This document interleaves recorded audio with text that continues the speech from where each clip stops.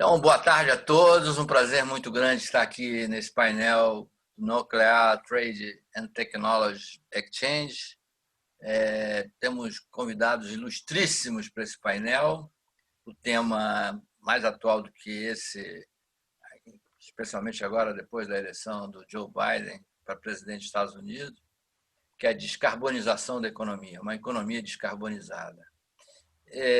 O nosso painel vai começar com uma exposição, uma palestra inicial do Leonan Guimarães, que é presidente da Eletronuclear. Tem um currículo enorme, mas eu paro só no presidente da Eletronuclear, que já está ótimo. E a gente vai ter como debatedores o professor Nivaldo Castro, que é conhecido aí no setor elétrico, está à frente de um grupo de estudos da economia do setor elétrico na UFRJ há muito tempo e tem estudado particularmente essa questão da descarbonização.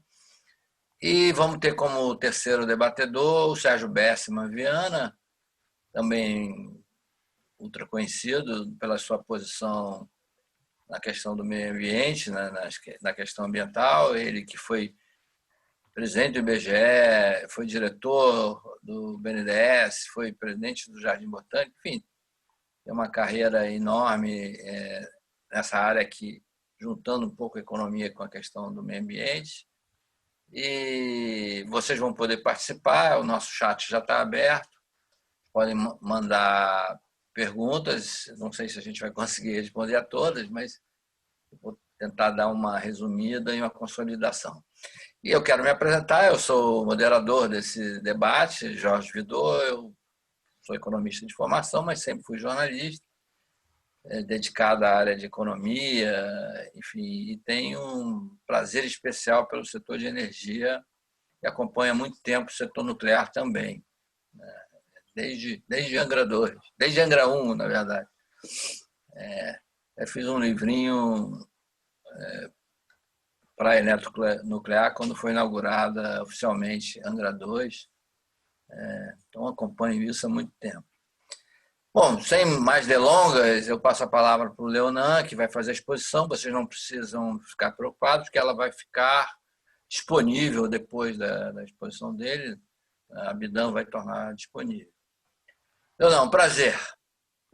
Bom, um prazer, Vidot, estar com você mais uma vez, né? Eu já tinha algum tempo que não nos víamos, né? E um prazer estar com todos aí, professor Nivaldo também, e o Besserman, que é também outra pessoa que já tivemos bastante contato e muito tempo não tinha, né? Oportunidade boa para debater esse assunto, né? Esse tema que virou uma palavra um pouco da moda, né? Descarbonização, né? E, mais ainda, descarbonização da economia, né? Esse tema, hoje, se fala muito nele, né? Mas eu acho que muitas vezes a gente não faz muita ideia do tamanho do que nós estamos falando, né? Quando a gente fala em descarbonizar a economia, estamos falando em colocar como meta, banir, vamos chamar assim, o uso de combustíveis fósseis, né? Que são os que produzem carbono para a atmosfera. E a gente muitas vezes pensa na geração de energia elétrica, né? Que é mais ou menos a área de atuação da maioria de nós, né? Mas o grande utilizador do combustível fóssil, os grandes utilizadores, são dois que passam um pouco à margem dessa discussão, que é o transporte, né? E o calor industrial, né? Então, quando a gente pensa em descarbonizar, primeiro a geração de energia elétrica, e para isso estão sendo várias políticas, eu vou discutir sobre isso na sequência da apresentação. Mas quando a gente fala em substituir, descarbonizar os transportes, o desafio tem um porte muito significativo. Quando se fala em descarbonizar o calor industrial, o porte desse desafio fica bem maior ainda. Então, é importante a gente discutir esse tema tendo ideia do tamanho daquilo que nós estamos falando e focando naquilo que não dá para atacar tudo ao mesmo tempo, né? E focando naquilo que é o objeto de cada fala, né? Hoje nós vamos falar, eu vou conversar sobre a descarbonização da geração de energia elétrica. Tá? Lembrando só a vocês que esses outros setores, transporte e calor industrial, são desafios de monta até maior, somados de maior monta do que a descarbonização do setor elétrico, né? E quando a gente fala isso, a gente está falando também, além disso, na eletrificação. Porque se você quer eliminar o uso de combustível fóssil, a alternativa que você tem disponível é a eletricidade. Então, você está discutindo sempre produzir eletricidade de forma descarbonizada, numa escala muito superior à escala de produção de hoje. Seria uma escala que atendesse também, volto a dizer, esses dois setores, o transporte e o calor industrial. E é interessante as características diversas do transporte e o calor industrial. O transporte é, por sua natureza, descentralizado. E o calor industrial é normalmente centralizado em grandes unidades. Ou seja, eles vão requerer necessidades de eletrificação bastante diversas. Não é uma solução de eletrificação, não atende todas essas soluções. Não existe uma solução de eletrificação que atenda simultaneamente a geração de energia elétrica, o transporte e a geração de calor industrial.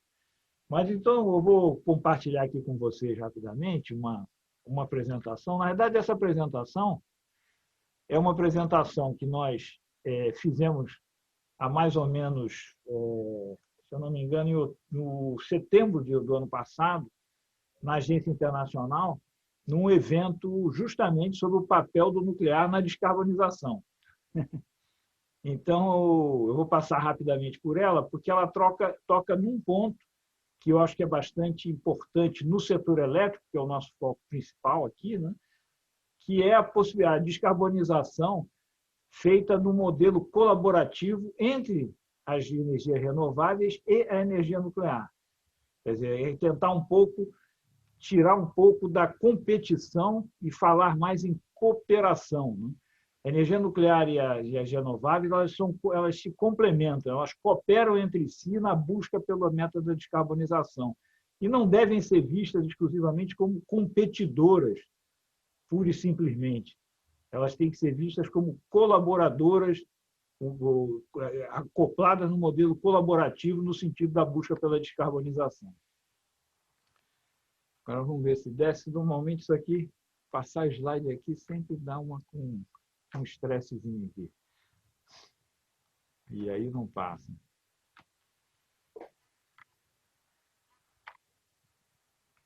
Ai, ai, ai.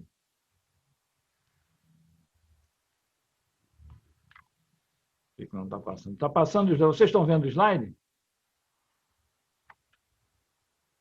Vocês veem o slide? Ainda, só está no cover page ainda, Leonardo. Ele não passa para a seguinte. Agora, vamos lá.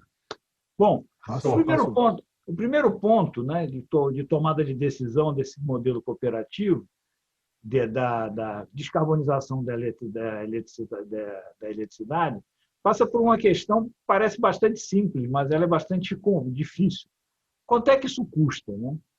Quer dizer, uma pergunta que parece muito simples, quando a gente fala de possíveis alternativas de geração de energia elétrica, a resposta a essa pergunta pode ser extremamente difícil e desafiante, né? Porque o custo de geração inclui muitas variáveis.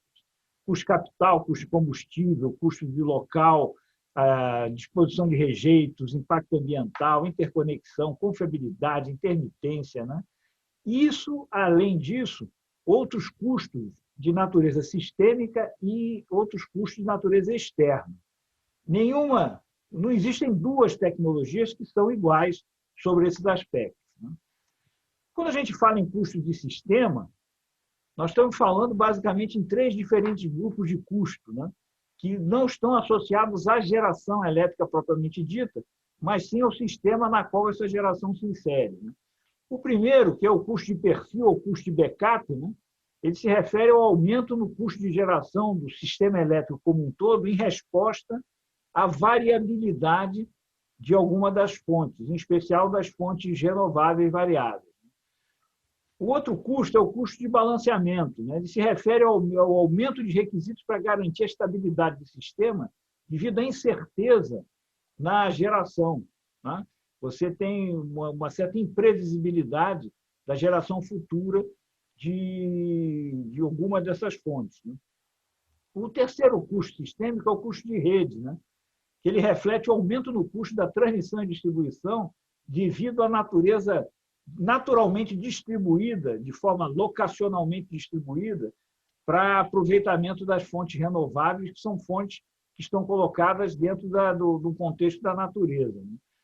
E o quarto custo é o custo de conexão, que consiste aí nos custos de você conectar efetivamente a sua unidade de geração de energia ao ponto mais próximo da rede de transmissão do sistema ao qual ele está sendo interligado. Quando a gente fala de custos externos, lembra, eu estava falando de custos sistêmicos e custos externos. Quando fala em custos externos, a gente pode considerar que seria a soma de três componentes. O primeiro é o custo do dano causado pela mudança climática, que está associado efetivamente, e é por isso, essa é a principal razão da busca pela descarbonização, tá? É o custo do dano causado pela mudança climática, causada pela carbonização, vamos chamar assim, né? Mas existem também custos associados a outros poluentes do ar, dependendo do combustível que você está sendo usado, está sendo utilizado. E também você tem que considerar outros custos sociais que não são ambientais, né?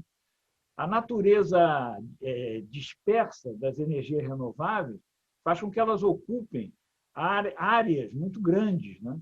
E o uso do solo tem um custo social que, em algumas circunstâncias, pode ser bastante significativo. Isso é particularmente relevante no caso brasileiro, quando se trata do uso do solo na Amazônia, na região da floresta amazônica.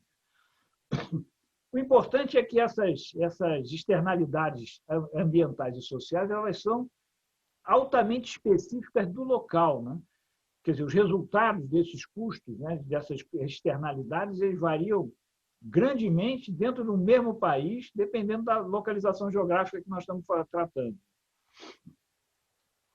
O grande chave, né, a grande solução para a tomada de decisão e expansão de geração elétrica tem sido, por décadas, né, usado pelos analistas, o LCO, né, o custo nivelado de geração de eletricidade. Tá?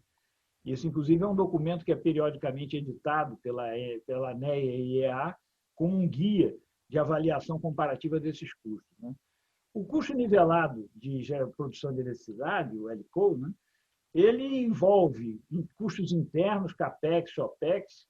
Ele não toma, mas ele não leva em consideração os custos sistêmicos, né? E também não considera os custos externos, né? O que acaba tendo uma contradição interna, né? O ponto central que motiva a energia limpa, a busca pela energia limpa, que motiva a descarbonização, é justamente esses custos das externalidades. E a ferramenta de tomada de decisão não leva em conta, de forma explícita, esse impacto dessas externalidades. Quer dizer, acho que a comparação do LCO de diferentes tecnologias de geração elas forçosamente tratam qualquer megawatt-hora gerado como uma commodity governada por um preço único, um preço simples, né? A principal objeção que se pode fazer a isso é que, no caso de eletricidade, o custo não mede necessariamente valor. Esse é um ponto muito importante. Custo não mede valor. E por que não mede valor? Porque a geração elétrica ela ocorre em diferentes momentos, em diferentes locais e tendo diferentes valores, né? É mais ou menos o que a gente diz. Um carro, né, ele custa muito mais caro que uma bicicleta, né? Bom, como o carro é muito mais caro que a bicicleta, então vamos todos andar de bicicleta, né? E esquece o carro, abandona o carro, vamos andar todo mundo de bicicleta porque a bicicleta é mais barata. Ora, isso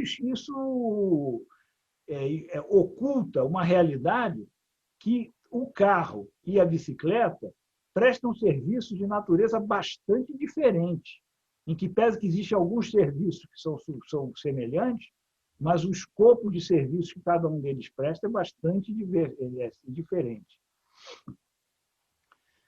Quer dizer, parece que existe uma evidência clara, né, que, adicionalmente às hidrelétricas com grandes reservatórios e energia nuclear, é a única tecnologia despachável de baixo carbono que contribui efetivamente para a descarbonização. E o nuclear, nesse caso, é essencial, juntamente com as renováveis variáveis, para obter um sistema descarbonizado, efetivamente, um sistema elétrico descarbonizado. Quer dizer, então, muitas vezes, né, os governos estabelecem políticas públicas que estabelecem metas para a participação da energia renovável, né, o que vai requerer capacidade da rede, flexibilidade e infraestrutura. Né? Talvez fosse preferível estabelecer metas de redução de carbono, efetivamente. E, a partir de uma meta de redução de carbono, identificar quais são os sistemas elétricos que poderiam atingir essa meta a um mínimo custo. Quer dizer, isso é muito visível em alguns países, em especial países, por exemplo, como a Alemanha, que fizeram, de uma forma, por razões de natureza política, descartaram a energia nuclear. Ora, no momento que eles fizeram isso, o impacto que trouxe para eles foi um aumento significativo na geração de carbono e uma dificuldade muito grande de atingir aquelas metas mínimas de geração de gás de efeito estufa. Existe o ANEA, juntamente com a da SED, fez um estudo bastante aprofundado, que eu recomendo quem gosta do assunto buscar informações lá, que é sobre o custo da descarbonização. As principais considerações, né, eles acessam as escolhas que podem ser feitas para atingir uma descarbonização profunda, o que eles chamam de Deep Decarbonization. Ou seja, sistemas elétricos do futuro que gerem menos que 50 gramas de CO2 por quilowatt-hora produzido, o que é uma meta bastante ambiciosa. As perguntas que se colocam nesse caso é qual seria, né, o mix mais eficiente do ponto de vista de custo para atingir a meta de descarbonização para um dado nível de participação das energias renováveis variáveis. Quais as tecnologias estão disponíveis e quais são razoavelmente os custos esperados e quais seriam seus efeitos sobre a confiabilidade global do sistema elétrico. Né? E outra pergunta que se coloca é que políticas poderiam levar a investimentos de longo prazo, porque descarbonização requer investimento de longo prazo, para esses investimentos efetivamente ocorrerem. Quer dizer, então, um sistema descarbonizado, geração elétrica descarbonizada, ele tem algumas características. Né? Primeiro, ele tem uma participação importante das energias renováveis variáveis. Ele também tem que ter uma participação de tecnologias despacháveis que não geram gás de efeito estufa, como a energia nuclear e a hidroeletricidade com grandes reservatórios. E, complementarmente, né, ele tem uma capacidade para gerar flexibilidade de geração a gás ao lado, com certeza, junto com alguma capacidade de armazenagem, o gerenciamento pelo lado da demanda e interconexões. Ora, o sistema brasileiro, né, ele tem andado, mesmo que não se diga isso de forma explícita, nessa direção. Ele já tem, inclusive, alguns desses atributos de um sistema efetivo de geração de energia elétrica descarbonizada. Quer dizer, a percentual de renováveis do Brasil é invejável, né? Não só na eletricidade, mas também em termos de energia, devido à participação dos combustíveis derivados de biomassa. Mas o país vive hoje não, já vive esse século, né? O que a gente pode chamar de transição hidrotérmica. Né? Essa transição significa, ela é causada, né, porque você tem um aumento da capacidade de geração hidrelétrica instalada sem um aumento proporcional na capacidade de estocagem de água. Isso se resume com a gradual exaustão do próprio potencial, né, mas também uma perda de autorregulação devido à baixa quantidade de água estocada que permite fazer a regulação temporal da sazonalidade dos fluxos dos rios que são represados. Quer dizer, isso, de certa forma, a falta de regulação térmica foi uma das causas da histórica crise de 2001. E hoje, no Brasil, a hidroeletricidade está mudando a sua cultura, vamos chamar assim, né? A cultura da hidroeletricidade cada vez mais a fio d'água, ou seja, pequenos reservatórios, de forma a evitar o alagamento de grandes superfícies, em especial porque o potencial remanescente se encontra na região norte. Como eu falei anteriormente, é uma região que o uso do solo é bastante conflitivo. Existem conflitos grandes de interesse sobre o uso do solo nessa região. Quer dizer, essa tendência, sem dúvida, vem sendo amplificada pelos projetos mais recentes, como Belo Monte e Santo Antônio em Giral. E essa transição hidrotérmica não é uma novidade, não é uma coisa que nunca aconteceu e está acontecendo hoje no Brasil. Se a gente for ver a evolução do Canadá, do sistema elétrico canadense nos 50 anos, há 50 anos atrás, ele é muito parecido com a situação do Brasil nos últimos 20 anos. Né? No Canadá, numa contribuição de mais de 90% em 60% da hidroeletricidade, ela declinou de forma constante até 1990, onde se estabilizou em torno de 60%. Essa redução, né, na época, ela foi compensada fundamentalmente pelo crescimento da energia nuclear e do carvão também. E a transição hidrotérmica canadense foi feita com sucesso. Obviamente, né, a transição hidrotérmica ela requer uma estratégia de diversificação a longo tempo das fontes primárias. Né? Obviamente, o papel das novas renováveis, no caso da transição brasileira, é muito mais importante que foi no tempo do Canadá, que na época esse tema não fazia nem parte das opções. Né? E realmente a gente tem visto a capacidade instalada das novas renováveis aqui no Brasil crescer de uma forma espetacular, ou seja, em cerca de 20 anos tem mais de 20%, quase 25% de expansão das novas renováveis. Quer dizer, essas novas renováveis, né, e quando eu falo novas renováveis, eu estou fundamentalmente falando de eólica e solar, e eólica e solar e a velha renovável, que é a hidro, né, elas têm uma vantagem competitiva única aqui no Brasil por duas complementaridades. Né? Primeira complementaridade é eólica e hidrelétrica. Né? Em geral, você tem altos ventos nas estações secas. Por outro lado, uma complementaridade também solar-eólica, onde você tem ventos fortes em regiões de forte insolação. Quer dizer, isso permite, né, uma armazenagem de baixo custo dessa energia intermitente nos reservatórios das hidrelétricas, né, economizando água e aumentando a capacidade da hidrelétrica a fazer a sua regulação de demanda. Quer dizer, a escolha, o desafio do planejador energético brasileiro à medida que a redução da contribuição da hidro ocorre, como é que se comporta o crescimento das demais alternativas. Bom, finalmente, né, eu queria ressaltar, né, que a energia nuclear ela é um parceiro confiável das energias renováveis, né, se elas forem vistas dentro do modelo colaborativo. Existe claramente uma complementaridade técnica, né, que pode ser atingida através do desenvolvimento de usinas operando com maior flexibilidade, de forma a compensar a variabilidade das renováveis.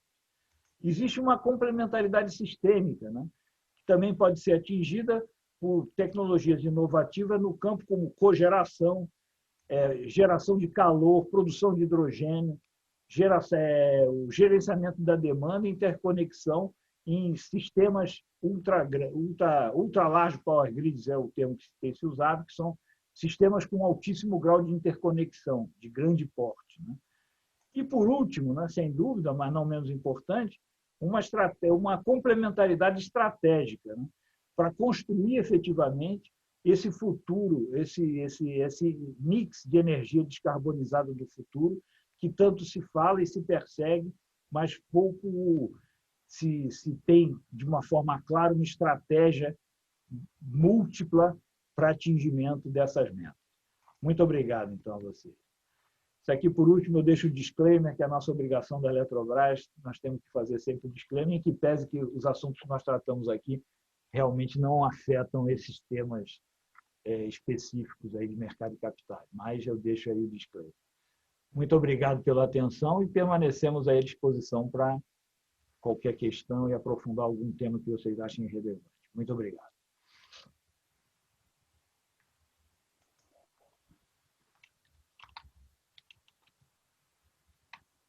Alô? Alô? Alô? Estamos na escuta, Leonardo. O pessoal está voltando aí rapidinho. Segura aí. Ah, tá. É que eu estou pensando, será que eu estava falando para o vazio? Isso é danado. Quando a gente bota a apresentação, a gente não sabe se as pessoas estão vendo, né? Você está falando meio no vazio, não sabe O lá. webinar é danado para isso. Prestamos a maior atenção.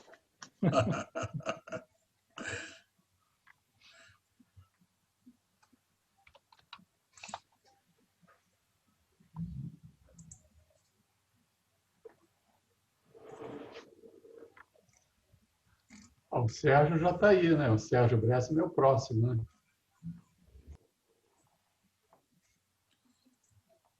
Acho que o Vidor é que eu acho que caiu a ligação dele.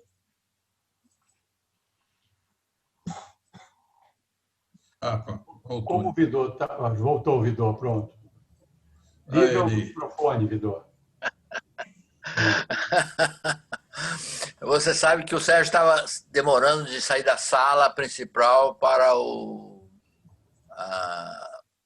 do quarto para a sala principal, não é? Cadê o Sérgio? Eu não estou vendo ele. Você cortou o teu som de novo. Cortei? Você me ouve? Agora está beleza. Me ouve? Então, vocês estão me ouvindo, não? Estamos ouvindo o Sérgio. Eu estou te ouvindo e estou te vendo bem. Ele está do lado aí, você apertando a setinha, você vai ver, Vidor. Vai sim. Deixa eu ver. Sim. Bom, gente, nós tivemos agora a Leonan. Aliás, Leonan, parabéns, hein? Você conseguiu até dar um tempinho para a gente. A apresentação da prevista para meia hora. Acho que foi muito boa, muito interessante.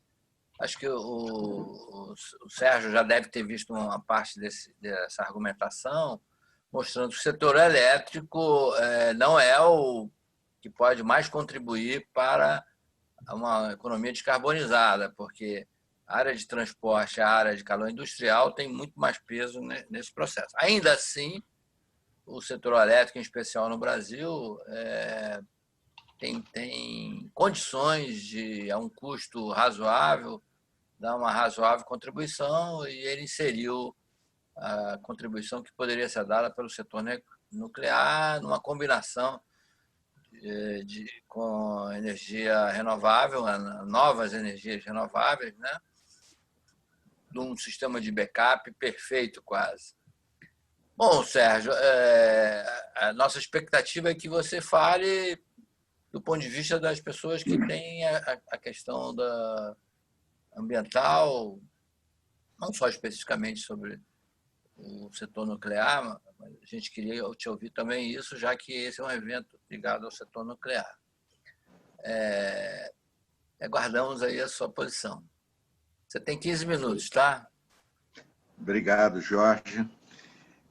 Uma honra estar aqui, ter ouvido a apresentação do professor Leonan e acho que se seguirão. Jorge e todos, acho que eu vou começar de uma maneira bastante direta.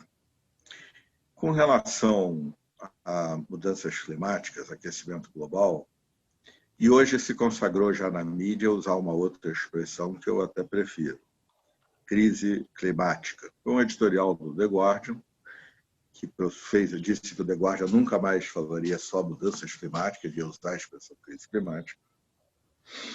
E depois foi seguido por um grande conjunto de órgãos de imprensa.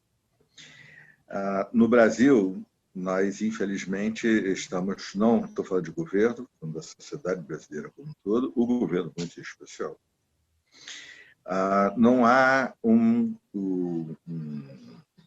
olhar realista sobre o significado da expressão crise climática. Nós não estamos falando de um problema ambiental, questão do aquecimento global. O planeta já foi muito mais quente, muito mais frio. A natureza não tem nada a ver com isso. O tempo da natureza, de milhões e milhões de anos, é de uma arrogância muito ignorante achar que a humanidade tem forças para lidar com a natureza, para impactar a natureza no tempo dela. Ela já passou, está no planeta Terra, 3 bilhões e 600 bilhões de anos. Só a vida celular, 560 milhões, os sapiens. Chegamos aqui nos últimos segundos, nas 23 horas, 59 minutos e muitos segundos anteriores, o planeta já passou por problemas incomensuravelmente maiores, qualquer coisa que a humanidade possa sonhar em fazer daqui a 300, 400 anos. Estamos aqui, vários amigos, pessoas que eu admiro. Então, eu vou usar um exemplo nuclear. Se a gente explodisse todo o arsenal nuclear do planeta, todas as bombas nucleares dos Estados Unidos, da Rússia, da China, da Índia, Paquistão, isso é um. Se a gente aumentasse em 100%, é explodir 2 vezes o arsenal. Se a gente aumentasse em 1000%, é explodir 10 vezes o arsenal. Um único desses eventos que eu citei, aquele que permitiu que nós estejamos aqui, a extinção do final do Cretáceo, um meteoro, um asteroide que caiu na península de Yucatán, no Golfo do México, correspondeu não a 1000%. Olha só, não estou falando de inverno nuclear, de guerra nuclear, não. Eu estou falando de guerra nuclear 1000% maior se a gente explodisse o arsenal nuclear 10 vezes. Aquele asteroide correspondeu, cálculo exato, a explodir o arsenal nuclear todo de 300 a 600 vezes. Então, nossas forças cósmicas são uma coisa, nossas forças são outras. A ilusão que a gente tem de que impacta a natureza é o tempo. Nosso tempo é curtíssimo, que nem a gente olha assim para uma borboleta que só vive 48 horas, ou uma bactéria que vive minutos, às vezes. Nós somos assim, nós vivemos um tempinho e a humanidade tem 300 mil anos. Isso não é nada, são os últimos segundos. Para a natureza é assim, eu estou extremamente doente. Por 2 segundos, tic-tac, tic-tac, eu estou boa. Então, nós não estamos tratando de... Mas sim, eu estou boa, mas a natureza daquele tempo acabou e nós, os 7 bilhões de seres humanos, também. Nós não estamos tratando aqui de uma crise tão grave, não será o final da humanidade, possibilidade de sobrevivência humana, mas nós estamos tratando de uma crise que não é ambiental, que ela afeta a natureza do nosso tempo. Eu passo a amar ela, eu amo, eu me dedico a isso, mas nenhum ser humano tem obrigação de amar a natureza nenhuma. Todos somos livres, cada um ama o que bem quiser. O assunto não é o urso polar, o mico-leão dourado. É também para quem dá valor a isso. O assunto é 2 graus Celsius, que é um sucesso absurdo, é a meta do Acordo de Paris. Pessoalmente, como acadêmico que lida com o tema há mais de 2 décadas, eu não considero possível mais de 2 graus Celsius. 2 graus Celsius é um dos piores negócios que a humanidade já fez. Isso hoje são cálculos muito exatos. Ou seja, se tudo der certo, se as metas do Acordo de Paris forem cumpridas, é um negócio horroroso em bem-estar para a população, em vidas, em dinheiro. Hoje os estudos são, repito, vigorosos. A gente perde muito mais PIB do que o custo que haveria para fazer a transição nos anos que se seguem. Mas, além disso, a gente perde muitas outras coisas e, especificamente, a gente corre, eu não vou dizer risco, o economista distingue risco de incerteza. Risco é quando a gente pode atribuir probabilidades. 40% de acontecer isso, 60%, a curva de probabilidade de risco é normal. Mas, além disso, a gente conhece muito pouco sobre a vida e as ciências da Terra, que o professor ganhar dinheiro para evoluir há muito pouco tempo. 2 graus foi escolhido como limite do perigo, né? E isso já foi ratificado pelo chefe de Estado. Mais de 2 graus é o limite do perigo. Em seguida, o IPCC fez um relatório científico dizendo 1,5. Mas isso foi em seguida. Está ratificado 2 graus Celsius. 2 graus Celsius em 100 anos apenas. 2 graus Celsius em 10 mil anos é uma coisa. 2 graus Celsius em 100 anos. terão um impacto sobre os 7 bilhões de seres humanos que é monumental. Tem uma forma de eu abreviar e ganhar tempo para falar de outras coisas. Pensem na pandemia. Agora, diluído no tempo. Ok, diluído no tempo, tudo bem. Agora multipliquem isso por... Se eu disser 100 é muito pouco. Em tudo. Em recessão, perda de PIB, em vidas. Estou sendo dramático, mas isso são cálculos muito conservadores, tá? Muito conservadores. 2 graus Celsius, diluído no tempo, nós estamos falando de dezenas de milhões de pessoas que perderão a vida sem precisar. Todos perderemos a vida, como parece que todos sabemos disso, né? Mas não por impacto das mudanças climáticas. Com 2 graus Celsius. O tempo está passando. Se não business as usual, sendo conservador, vamos lá para 4,5, 4,5, 5 graus Celsius. O tempo para fazer 2 graus Celsius está passando de forma acelerada.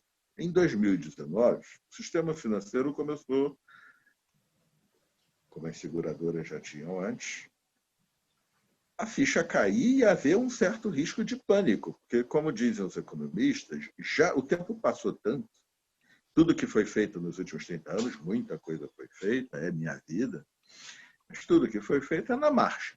O estoque, a gente continua, o PIB cresce todo ano, a gente continua emitindo basicamente as mesmas 10 ou 13 megatoneladas de CO2 equivalente todos os anos, e a tendência continua a ser a aumentar. Em termos de ações, muita gente fez coisas, empresas fizeram coisas, pessoas fizeram coisas, organizações fizeram coisas, mas dá para ilustrar isso da seguinte maneira. Em Paris, há 5 anos atrás, foi decidido que, quando chegássemos agora, em 2020, foi adiado para 2021 por causa da pandemia, na Conferência das Partes, vai ser em Glasgow, haveria 100 bilhões de dólares ano para ajudar os países pobres, sabe, o Brasil, falando de África, Ásia, algum país da América Latina. Nós não somos pobres, somos injustos. Né? Ajudar esses países a terem inovações tecnológicas para emitirem menos, mas principalmente para fazerem o que for possível de adaptação aos muito fortíssimos impactos das mudanças climáticas. O que há sobre isso? Nada. Por outro lado, a gente continua, todos os anos, a arrecadar meu dinheiro, o dinheiro de vocês, todos aqui, em todo mundo, impostos, para distorcer os preços da economia de mercado em favor de aquecer mais rápido e mais forte o planeta. 500 bilhões de dólares de subsídios aos fósseis todos os anos. E os tais 100 bilhões não existem. Transplantem isso para praticamente qualquer aspecto da questão climática e é o quadro. A ficha continua. O sistema financeiro começou a entrar em pânico pelo risco de micos. Não tem mais, eu dizia, como até economistas gostam, chance de aterrissagem suave, um phasing out organizado. Vai ter micos, ativos que vão... E o mercado, às vezes, antecipa, precifica por antecipação com muita velocidade. Então, tá, dona, essa é a carta da BlackRock, esse é tudo que está acontecendo, inclusive, no Brasil. Por quê? O meu tempo vai se aproximando. Então, há uma forma de deixar isso bem claro, que é fazer um orçamento de emissões. E aí eu terminar com a indústria, com a questão nuclear. Nós já emitimos nós temos um bom cálculo do IPCC e de outros, digamos, a humanidade tem o direito de emitir de 1820 até 2100, para tentar ficar em 2 graus Celsius, 1 gigatonelada de CO2 equivalente. Nós já emitimos, em 2020, sendo conservador, estou sendo sempre conservador, 800 megatoneladas. Nós temos direito a mais 200, de CO2, de metano, de óxido nitroso, CO2 equivalentes. Nós estamos emitindo, como falei há pouco, 10 por ano, sendo bem conservador. Claro que no ano da pandemia cai, mas normalmente a gente já estaria em mais de 10, lá para os 13. Em 20 anos acabou o orçamento, gente. Então, existe um negacionismo 1.0, que é o não existe aquecimento global, é uma discussão que na ciência não faz nenhum sentido há muito tempo. Esse está sendo abandonado, só um ou outro aí, tal, não sei o quê. Tanto em tomadores de decisão quanto... Mas existe um negacionismo 2.0, que é o dizer que nós estamos... Sim, há um problema, ele é grave, vamos enfrentá-lo. Eu estou fazendo isso aqui, aí bota lá no relatório e tal, mas não olha os números. Os números são esses. Em 20 anos esgotaram-se qualquer chance de ficar em 2 graus Celsius e começa a aumentar. Aí você diz, bom, não deu 2, vamos fazer 3. Gente, 2 graus Celsius foi escolhido como limite do perigo por conta de incertezas, coisas que a gente não pode atribuir probabilidade, como o que ocorrerá com os mantos de gelo da Groenlândia e da Antártida. Isso não entra nas contas de elevação do nível do mar. Será que eles vão colapsar agora que a neve derrete e lubrifica onde o gelo encontra o solo? Estão colapsando. É a observação dos últimos 10 anos. Mas nós não sabemos ainda o que está acontecendo, a gente não entra no cálculo. Se isso entra no cálculo de elevação do nível do mar, muda a situação. Outro exemplo, o solo congelado da Sibéria, chamado de permafrost, tem 5 vezes mais gases de efeito estufa do que tudo que a humanidade emitiu da Revolução Industrial para cá. Ele está aquecendo e está liberando, está sendo observado e medido, e a ciência está lá. Quando ele vai liberar desses gases? Nós não fazemos a menor ideia, nós já estamos correndo esse risco. Dá para dimensionar o tamanho do risco. Isso com 2 graus Celsius. 3 graus Celsius não é 1 grau a mais, é 50%. Não faça aquela curva a mais de 100 km por hora, porque você vai cair na ribanceira, no abismo. Nós vamos fazer, se tudo der maravilhosamente certo, a 150 km por hora. Já está garantido. Isso é o 2 graus. Gente, se somar todas as contribuições, as NDCs, as metas voluntárias assumidas pelos países, e assumirmos a hipótese implausível de que todos irão cumprir, por que implausível? Porque são metas voluntárias. Que modelo de negócios funciona com meta voluntária? Economista é preço ou cota? Foi precificado? Não. Através de taxa? Não. Então foi precificado através de cota? Foi. Paris? Não, não foi. É meta voluntária. Quem não cumprir, não acontece nada por enquanto. Embora, evidentemente, a gente vá ter uma guerra comercial lá na frente e as coisas vão começar a se mexer. Cheguei nos meus 15 minutos, mas eu queria dizer o seguinte. 3 graus Celsius não é aceitável. 2 graus Celsius é muito ruim. Somando todas as metas voluntárias, está dando 3,5. E nem começou ainda as coisas a serem feitas. A situação está se tornando... A expressão crise climática é justa e a situação está se tornando dramática para centenas de milhões de pobres em todo o planeta, para a impossibilidade da economia global se recuperar com os investimentos, que é a única coisa sustentável. Quem é que vai investir? Se os preços de hoje são e eu sei que os preços de amanhã serão completamente diferentes, mas eu não tenho a menor noção de como, quando e de que jeito isso vai ser para valer. Então, investimentos de 30, com Project Fire, ninguém não tem condição de fazer. Pô. Qualquer cálculo é absolutamente fictício. Nesse contexto de dramaticidade, a minha última frase, é evidente que a indústria nuclear, no mundo inteiro, isso está contemplado no próprio relatório do IPCC, que a energia nuclear tem um papel relevante no portfólio de produção energética do planeta. Não é o maior problema no Brasil, não é a energia elétrica, mas nós precisamos de uma base de geração firme, o professor Leonardo já deixou isso bem claro, solar e eólica não são, e a melhor base de geração firme que a gente pode ter, enquanto não houver biomassa é uma grande aposta, mas a nuclear seguramente é um pedaço desse portfólio. Muito obrigado. Gente, Sérgio, como sempre, dando um show, né? Tem um panorama sobre essa situação. Estou arrepiado aqui, viu, Sérgio? Eu me lembro que anos atrás, eu achava isso até uma brincadeira, uma ONG nos Estados Unidos, que o propósito dela era a eliminação da humanidade. Não por genocídio, mas o que se propõe a humanidade se desaparecer da face da Terra por uma opção nossa, ou seja, nós decidimos que a gente não... Você sabe que tinha um número enorme de colaboradores e doadores, né? De fato, quando a gente olha essa questão, eu às vezes acho que eles tinham razão. Bom, professor Nivaldi, sua intervenção agora, diante desse quadro que a gente tem, qual é a colaboração do setor elétrico para uma economia descarbonizada? Boa tarde a todos. Queria agradecer muito o convite da Bidan. Fico na UFRJ, eu aqui, né, como professor e coordenador do Núcleo de Estudo do Setor Elétrico, lá do Instituto de Economia. A gente se sente muito honrado pelo convite aqui de um tema tão relevante, com a grande vantagem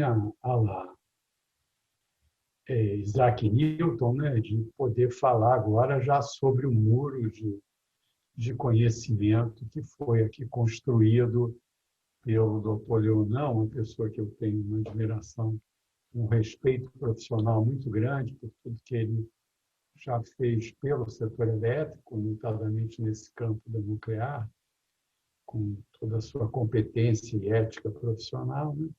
E o Sérgio Bressman, que eu já conheço de longa data, particularmente do seu saudoso irmão, que nos cercava lá no campus da Praia Vermelha, lá no início, quando ele era estudante lá da ECO. Então, é uma grata satisfação. E tendo a coordenação aqui dessa excelência do jornalismo brasileiro, que é o Jorge Vidot. Tá? O nosso grupo de pesquisa, da qual eu coordeno aí já há 23 anos, né? E a gente, com isso, conseguiu consolidar um certo conhecimento sobre esse tema, né? Ele é focado no setor elétrico, né? Então, obviamente, a gente pode trazer algumas pinceladas da questão energética, né? Que envolveria, como bem o Leonan falou, indústria, né? E transporte, né? Mas o nosso foco é analítico, onde a gente tem algum conhecimento que pode contribuir, no caso do setor elétrico. Né? Nós, desde o terceiro quartil do século XX, né, o setor de energia como um todo vem passando por transformações significativas e que hoje se chama isso de transição energética. Né? Começa com a crise do petróleo, que coloca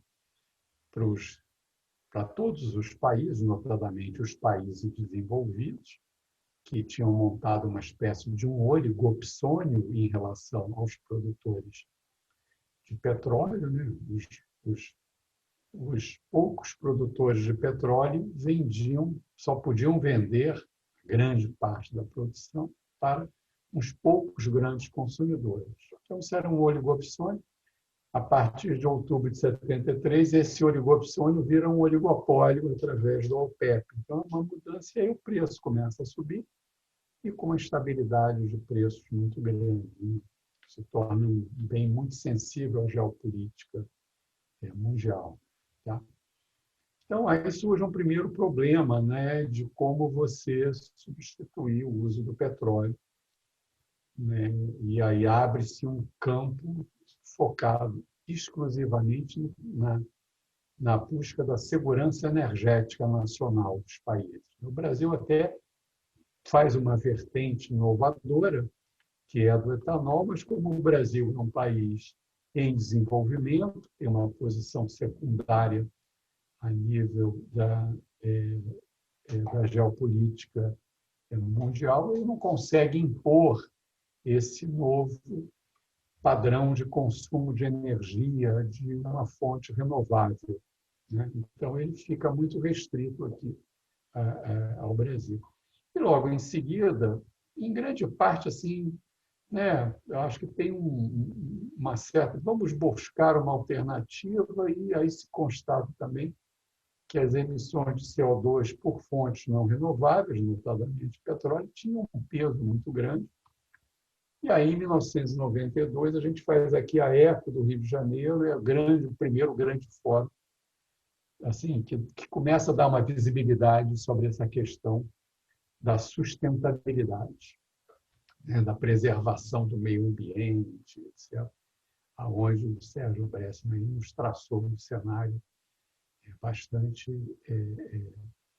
preocupante nesse ponto, né? E aí você entra no século XXI, né, com essa busca, né, de fontes renováveis para a substituição da matriz, né? Aí eu vou focar na matriz elétrica, né? Aí o que você tem? Países saindo, né, e formulando políticas públicas. A grande liderança disso se dá pela União Europeia. Por que a União Europeia? Porque ela é, entre os três grandes blocos, né, Estados Unidos, China e União Europeia, os três grandes poluidores, vamos assim chamar, né?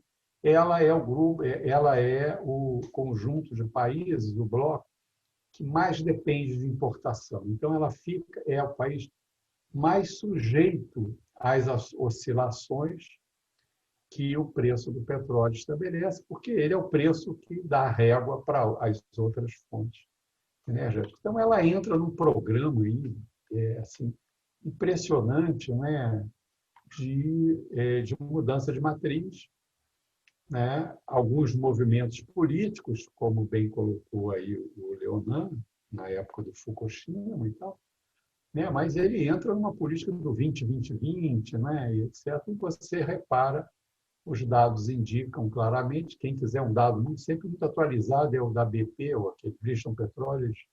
Todo ano eles lançam um anuário assim, de um detalhe profundo e muito capilar, né, ele foca na geração de energia, né? Ele não foca na matriz, mas na geração, que é um dado até mais palpável de você medir com a mesma metodologia, né? Então, o que você observa é que esses três grandes grupos e os outros também fazem um processo, um esforço muito grande de substituir a produção de energia de fontes não renováveis por fontes renováveis. E mesmo nas fontes não renováveis, você tem um processo de transição, que, na verdade, o que é o processo de transição? Eu estou evoluindo, né, buscando preços, segurança, e se introduz a questão da questão do meio ambiente, né? Notadamente para a Europa, é muito importante essas fontes renováveis, né, que é a energia eólica, onde a Europa dá um salto qualitativo muito grande, né?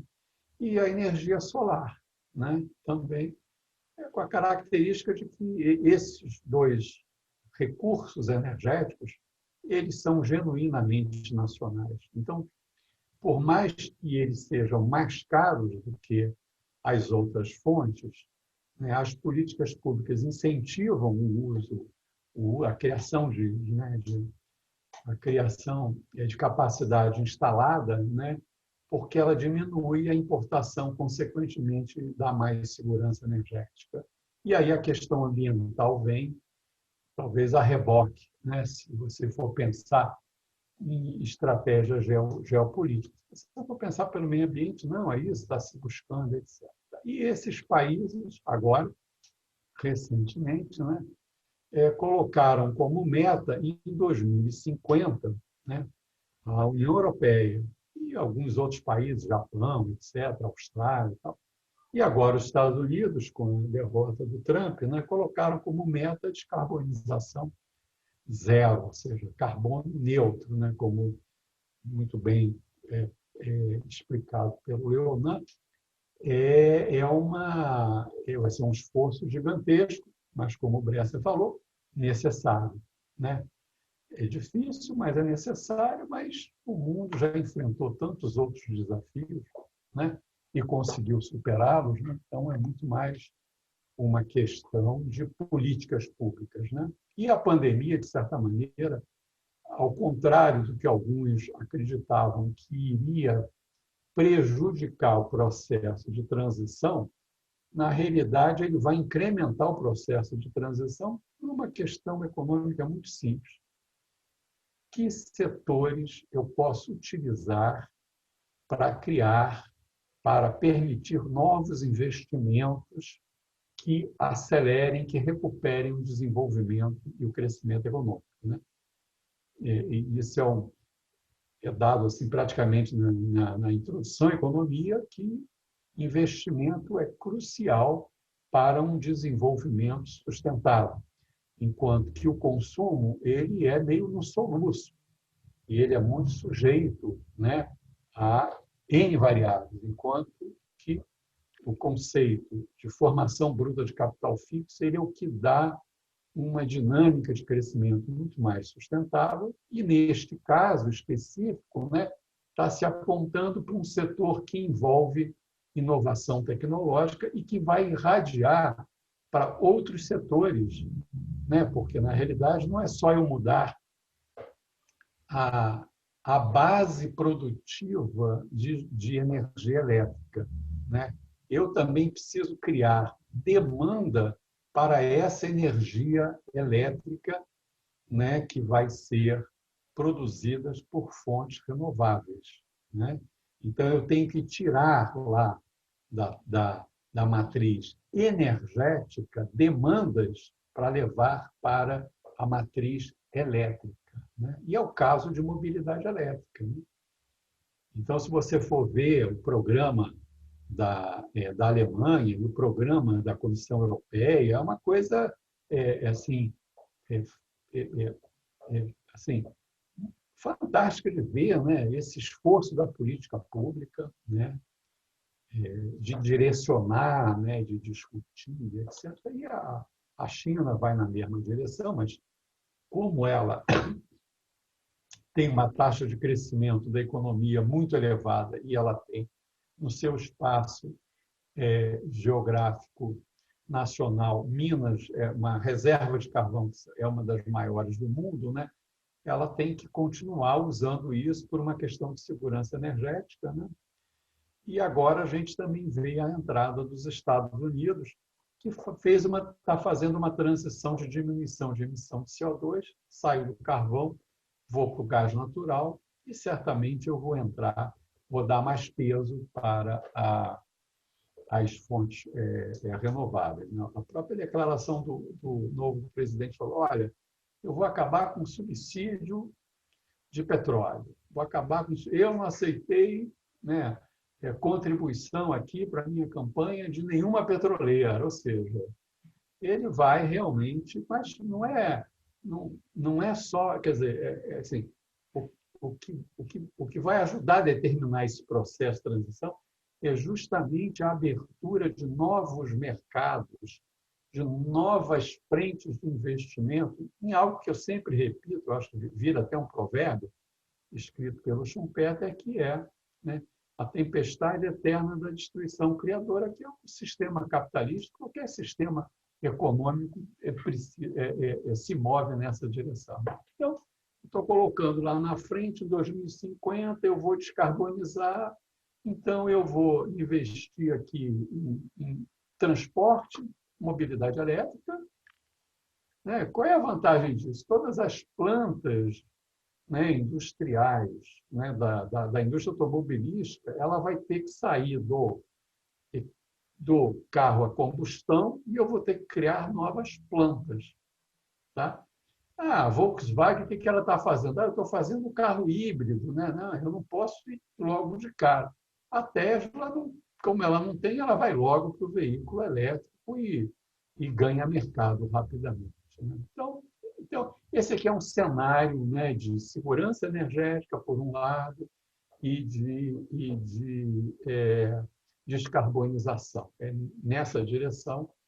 Então, a gente tem aí um processo de inovação tecnológica, né, muito dinâmico e vai fazer com que a economia volte a crescer, como a gente fala, gerando emprego, né, com salário alto, como disse o presidente da República, lá, o novo presidente da República dos Estados Unidos. E onde é que o Brasil fica nisso? O Brasil não tem que se preocupar com isso.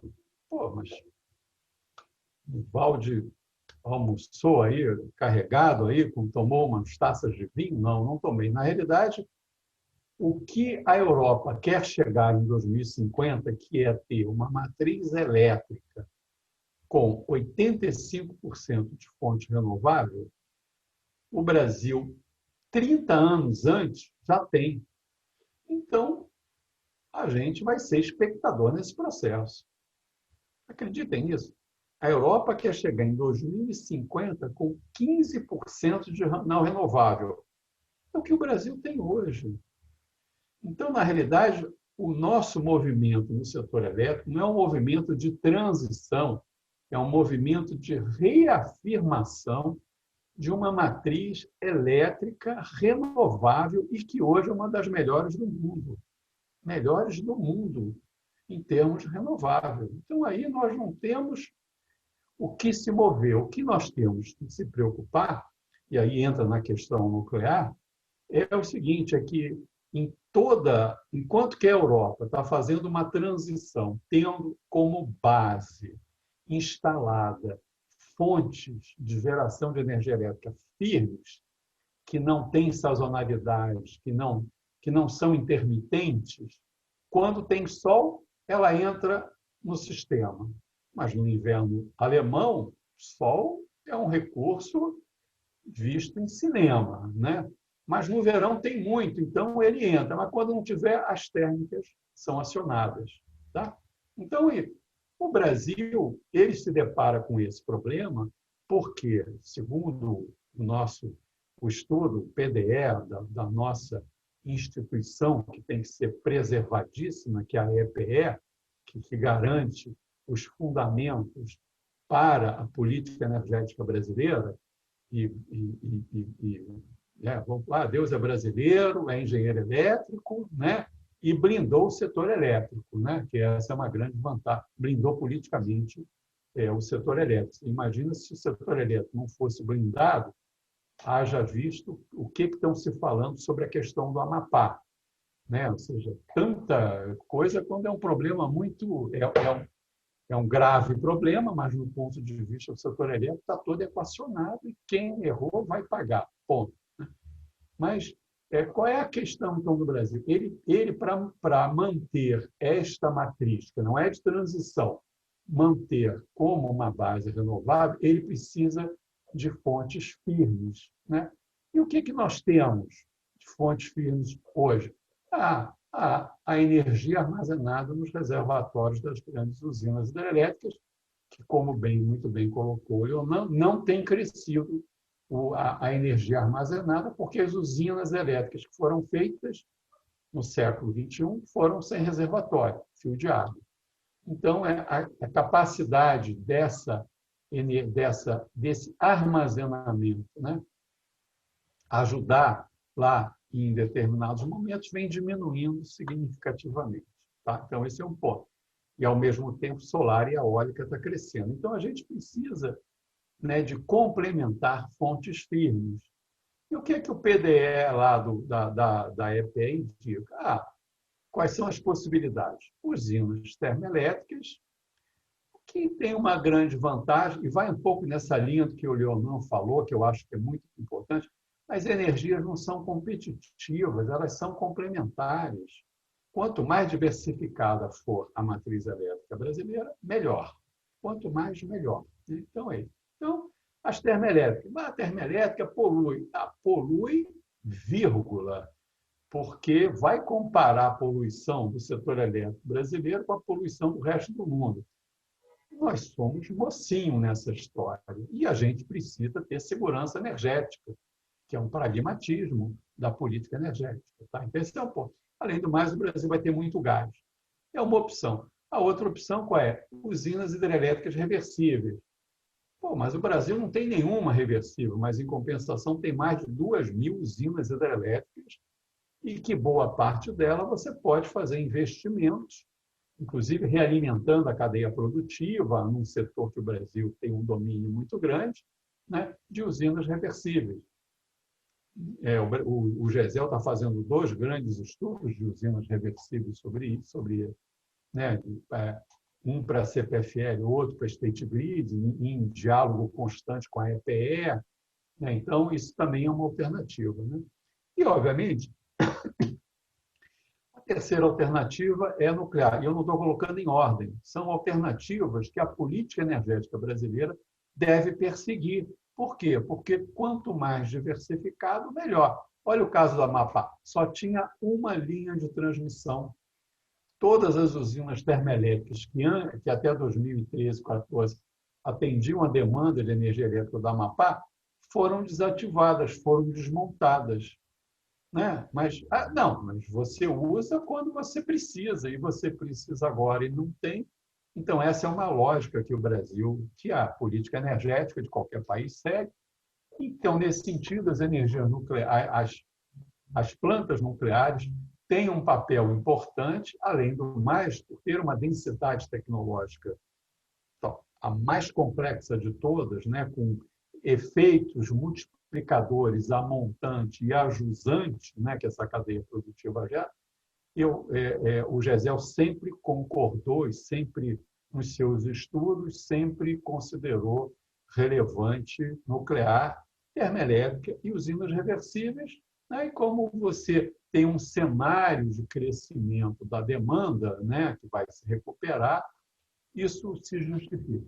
E por último, só para complementar, só para completar a minha breve aqui, e obviamente superficial, exposição, que expressa um pouco do conhecimento que o GESEL tem acumulado e que está sempre aprendendo, e um fórum como esse nos ajuda muito, como aprendemos agora com as 2 exposições que nos antecederam, é a questão do hidrogênio.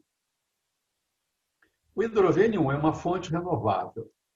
Ela é de uma abundância atroz no mundo. Então, a Europa, que que não tem recurso energético praticamente nenhum em sua fronteira, entende? Ela entendeu de que hidrogênio é uma alternativa muito importante, né?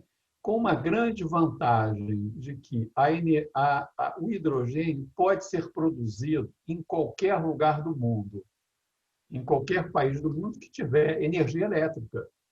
Né? Porque 95% do hidrogênio precisa, assim, a produção de hidrogênio é 95% de energia elétrica. Então, né, diferentemente do petróleo e do gás natural, que poucos países têm e que a Europa compra desses poucos países e fica na mão desses países, da Rússia, da Ucrânia, né, lá dos países árabes, etc., né, a Europa, ao optar por colocar na sua matriz energética o hidrogênio, ele vai poder criar um mercado, né, uma commodity mundial, e aí a tecnologia vai entrar. Olha a ideia lá da tempestade eterna da destruição criadora, eu vou destruir as plantas de carvão, né? Daqui a pouco eu vou destruir as plantas de gás natural, mas não rapidamente, eu vou ficar usando ali e tal, né? Porque do carvão eu posso fazer o hidrogênio cinza. Do gás natural eu posso fazer o hidrogênio azul. Mas dos países que tiverem fontes renováveis, vai fazer o hidrogênio verde, né? E eu pergunto, qual é o país hoje que pode produzir hidrogênio verde competitivo? É o Brasil. Por quê? É o dado do último leilão de energia nova. Quer dizer, hoje, qual é o problema do Brasil? Nós não temos demanda. E todo o planejamento que induz aos leilões, né, estão focados no mercado cativo das distribuidoras, né, e olham, as distribuidoras estimam a demanda. Com essa crise, pandemia, já vinha de uma crise desde 2014. Com essa pandemia, por mais que o Brasil recupere o crescimento em V, você vai sair lá do né, lá do poço e vai voltar para, né, para um nível muito baixo de crescimento, particularmente porque você não tem capacidade de investimento público para induzir uma formação bruta de capital fixo como a Europa, como os Estados Unidos, como a China tem, né? Então, nosso crescimento vai ser muito em cima de consumo, e mesmo que tenha investimento em capacidade instalada, com tanta ociosidade, vai ser muito pequeno. Então, a demanda de energia elétrica que orienta os leilões e, para o mercado livre, os investimentos, né, de novas plantas, para você atender o mercado livre, é muito limitado. Opa, é limitado o mercado interno, mas se o Brasil entra nesse mercado de hidrogênio, né, de produção de hidrogênio para exportação, ele pode ampliar a sua capacidade instalada, ele pode fazer leilões de ampliação da capacidade instalada para gerar hidrogênio lá na fronteira, lá no Nordeste, lá no Ceará, lá em Pecém, para exportar para a Europa. E, nesse aspecto, a energia nuclear também sai favorecida, porque quanto mais energia renovável intermitente eu tiver na matriz, mais eu vou precisar de fontes seguras. E a vantagem da energia nuclear é que, como ela gera na base, né, ela é flat, ela permite que eu amplie a capacidade instalada de fontes renováveis, eólica e solar, né, porque eu tenho uma base segura. Então, basicamente, eram essas ideias que eu queria aqui trazer para vocês. Agradecer muito o convite aí do Dr. Celso da Abidan, que comanda aí essa associação tão importante. E, obviamente, me apoiei muito no conhecimento aqui do Dr. Leonan e do Sérgio, e fico à disposição para os participantes aí que, porventura, quiserem contribuir com perguntas que certamente vão ajudar a ampliar o conhecimento do GESEL em tema tão importante. Muito obrigado e boa tarde. Gente, nossos dois debatedores já concluíram. Quando olhar para o planeta e para a humanidade, depois da exposição do Sérgio, eu quis aderir àquela ONG que eu me referi lá nos Estados Unidos, que propõe a extinção auto-voluntária da humanidade. Mas agora eu fico com mais esperança aqui em relação ao Brasil, no caminho que a gente está seguindo e das oportunidades que a gente tem pela frente. A gente já tem algumas colocações, mas eu queria botar uma inicial para os três participantes, que é trazendo um pouco essa questão para o setor nuclear, já que a gente está num evento do setor nuclear, né? Há algum tempo atrás, a resistência ao setor nuclear sempre foi muito grande pelas entidades, instituições chamadas ambientalistas.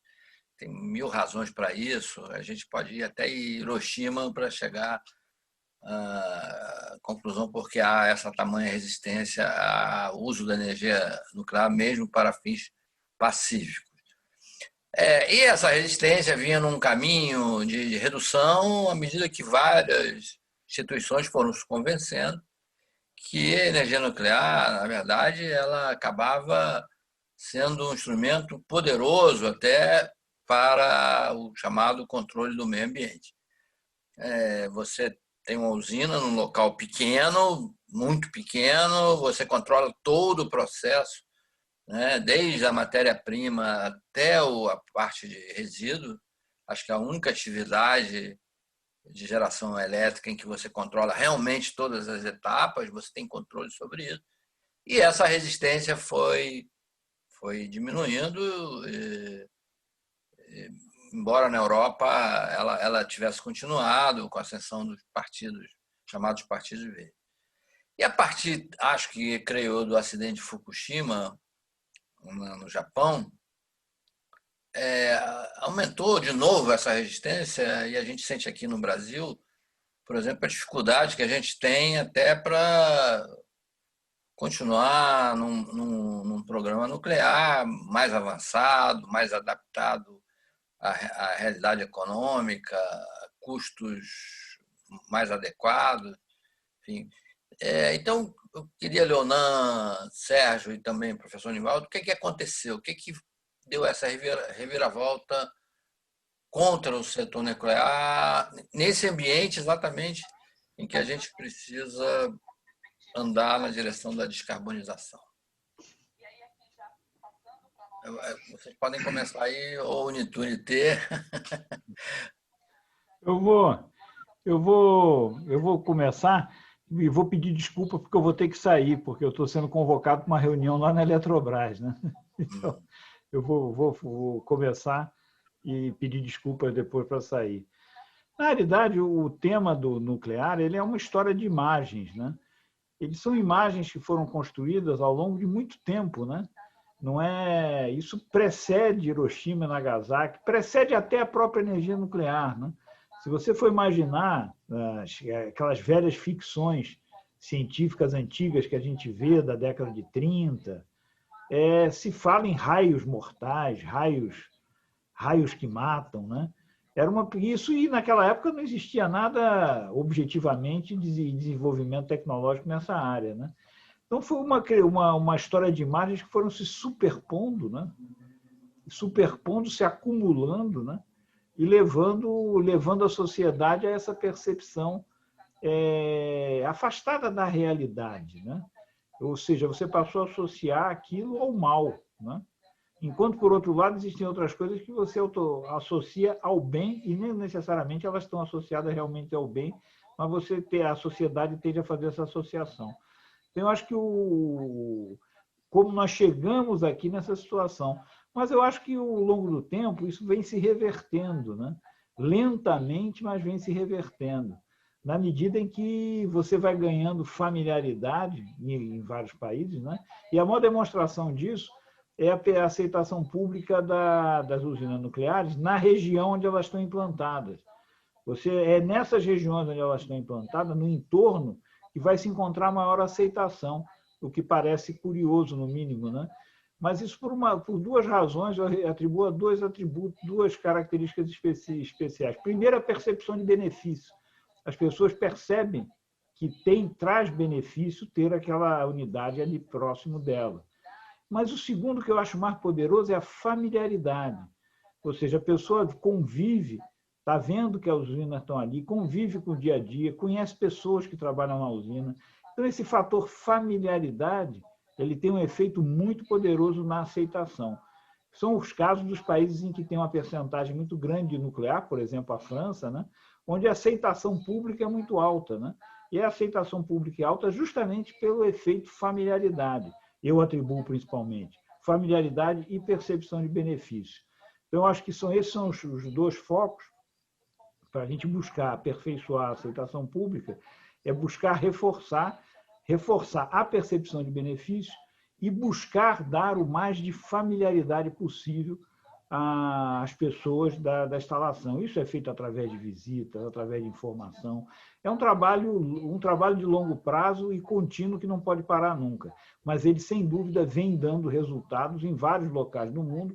Eu me arriscaria a dizer, inclusive aqui no próprio Brasil.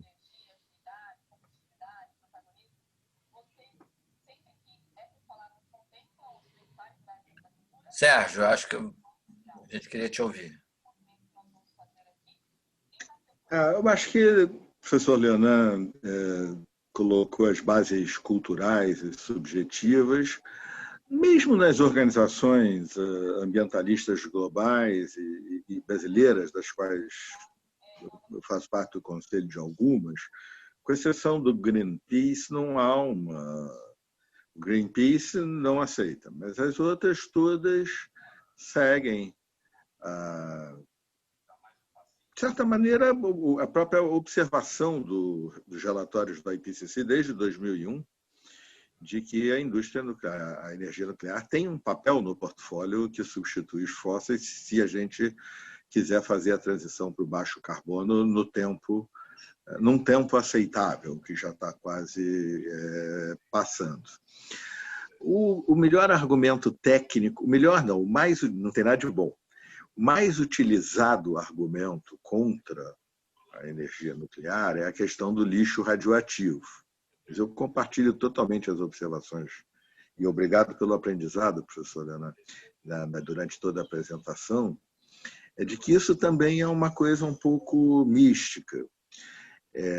O argumento é que nós ainda não sabemos, o lixo radioativo por 10 mil anos impactará. O professor Nivaldi, meu amigo, obrigado também pela apresentação, mencionou meu irmão, grande humorista brasileiro, falecido, Bussum. Então, fazendo jus à família e ao carioquismo, eu costumo responder a isso quando alguém diz: mas como é que vai fazer com lixo radioativo 10 mil anos? Eu pergunto assim: vem cá, a gente sabe o que fazer nos próximos... Primeiro que as novas tecnologias, tanto o professor Leonardo quanto o Nivaldi, podem falar o quanto se avançou na redução. Mas eu costumo responder com essa piada. Mas vem cá, a gente, por 300 anos, a gente sabe o que fazer, mesmo antes dos avanços tecnológicos dos últimos projetos. Aí a pessoa, 300 anos você põe lá nos barris, na caverna, depois certo. Eu falei, então tá bom, cara. Você acha que em 300 anos a gente não vai descobrir o que fazer? Há 300 anos atrás não tinha energia elétrica, né? Que não tinha indústria. Você acha que em 300 anos a gente não vai saber como reutilizar um pouco, proteger melhor, etc. E tal? É claro, essa é só uma forma caricata de colocar o problema. Mas a outra questão é essa, é um lado subjetivo mesmo, por exemplo, de que um acidente nuclear, um terrorismo nuclear, os acidentes, Fukushima que você mencionou, Vitor, para mim, por exemplo, em termos de análise de gestão de risco, é um forte argumento a favor da indústria nuclear. Usinas de tecnologia dos anos 60, feitas para suportarem o maior terremoto da região, mais 20%, ou seja, nível chegando a 7,6 na escala, encararam um terremoto de 9 e resistiram perfeitamente. Houve um erro que não pode mais ser cometido em lugar nenhum, e não apenas na indústria nuclear. O erro foi ter deixado, você tem que ter um backup, evidente, a energia nuclear é a única, quando você tira da tomada, ela esquenta. As outras, quando você tira da tomada, elas esfriam. Então, você tem que ter energia para estar resfriando sempre. Tem que ter um backup, porque a rede geral pode cair. Caiu, o tsunami e o terremoto. O backup era tipo antigo, devia ser mais moderninho, de renovável, mas eram geradores a diesel, nenhum problema. Vidor, você que é do Rio, permita-me mais um carioquismo. Se tivesse um mestre de obra da favela da Maré lá, ele olhava aqueles geradores a diesel lá de Fukushima, ele olhava aquilo e tal, aí dizia assim, quer saber? Bate uma laje aí, vamos botar isso em cima, pode vir uma onda aí. Aí batia uma laje, botava o gerador em cima e Fukushima não teria, porque a estrutura ela suportou perfeitamente, o que caiu foi o backup. Então, não nós temos essa aversão a esses raios, como o Leonardo disse, eu acho que ele estava pensando em Flash Gordon. Mas nós temos uma certa aversão a esse tipo de coisa que a gente desconhece, mexer com DNA, morrer por arma química, e é claro que eu sou contra a arma química, não pode. Agora, explodir o sujeito com uma bala dum-dum no meio do peito, pode. São coisas que têm a ver com a subjetividade cultural, a subjetividade, e que devem ser combatidas com argumentos racionais, com conhecimento. Não há, com as novas tecnologias, a possibilidade de roubo de material para terrorismo, que sim, tem que ser uma preocupação. Reduziu-se enormemente, então os novos reatores, o que fazer, como os antigos lidarem com isso? Métodos antigos, vigilância, etc, etc, segurança, etc. Mas os novos, o problema diminui muito, também diminui a questão do lixo radioativo, e não é à toa que o professor Nivaldi mencionou isso na sua fala, encerro por aqui, que houve, sim, uma transição nos últimos 10 anos de percepção em relação à questão nuclear.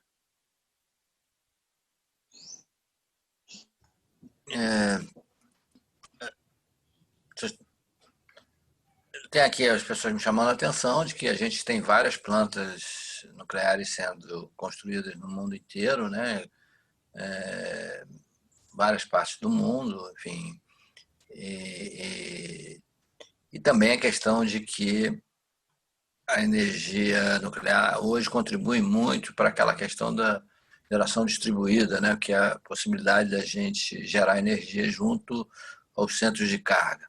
Mas aí eu queria que você introduzisse a questão econômica, quer dizer, o setor nuclear hoje, a energia nuclear hoje é competitiva? Não, ela não é competitiva se eu for comparar alhos com bugalhos, né? Essa aqui é a questão, né? Esse tipo de análise de comparar uma coisa com a outra, assim, na ponta, ela não é economicamente aconselhável. Por quê? Porque elas têm características diferentes. Por mais que o que eu gero na ponta seja a energia elétrica, né, elas têm qualidades diferentes, né? Notadamente, a primeira delas, que é o que diferencia a energia nuclear de todas as outras fontes, primeiro, ela é a menos poluidora, né? Praticamente ela disputa com eólica, solar e energia hidrelétrica. Então, ela é menos poluidora. Esse é um dado muito importante, esse aspecto no meio ambiente. No aspecto da segurança energética, ela é uma fonte assim flat, ela não oscila, ela não depende do sol, do vento, da chuva. Ela depende da mão do homem, que um mês por ano, dá uma parada para trocar as pastilhas e depois volta, né? E como é uma fonte que exige uma segurança, entre todas as fontes, que exige mais segurança, e essa segurança, como o Sérgio muito bem colocou, Fukushima ajuda, não atrapalha, essa segurança só vem se aprimorando, né? Vocês sabem, aqui todo mundo que é do setor sabe que todas as plantas é uma rede mundial que fica se trocando informação para aprimorando. Então, esse é um dado. O outro que faz parte dessa pergunta aqui, que foi feita pelo Cláudio Almeida, eu acho que é muito pertinente, todos esses países que estão construindo usinas nucleares, notadamente a China, que hoje é a líder da indústria nuclear mundial pela quantidade de usinas do seu programa, né? O que esses países buscam? Segurança energética, né? 2, questão ambiental, e 3, que é muito pouco explorado e que talvez isso diferencie ainda mais a importância da energia nuclear, que eu fiz referência aqui rapidamente, mas que vale repisar, que é a qualidade e a densidade tecnológica da cadeia produtiva, né? Que é muito importante para um país com a dimensão do Brasil e com o desenvolvimento tecnológico que ele tem e que praticamente ele domina toda a cadeia produtiva, da mina até a produção de energia elétrica, até o submarino nuclear, até o uso, né, em medicina, em agricultura, etc.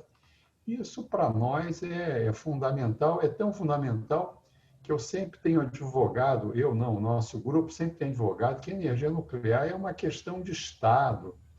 Ela tem que ter um programa de Estado, não tem que ser uma coisa de muda governo, diminui aqui, vê aí, gosta ou não gosta e tal.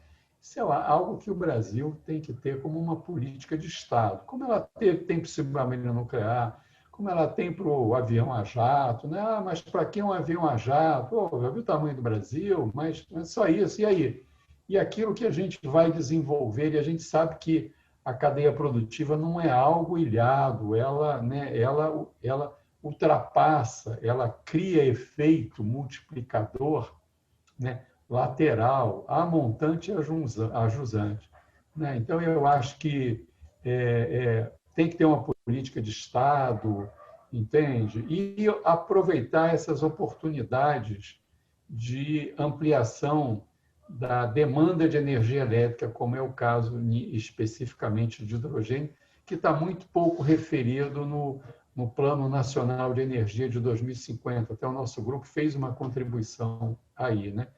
E por último, só voltando àquela pergunta, é caro? Eu sempre uso o exemplo de carro. Né? Eu, por uma facilidade, aí eu tenho um carro assim meio, né, bom e tal, e quando eu vou botar gasolina, eu só boto gasolina premium, entende? Pô, por quê? Não, porque essa gasolina não vai me dar problema, entende? Então, ela é mais cara.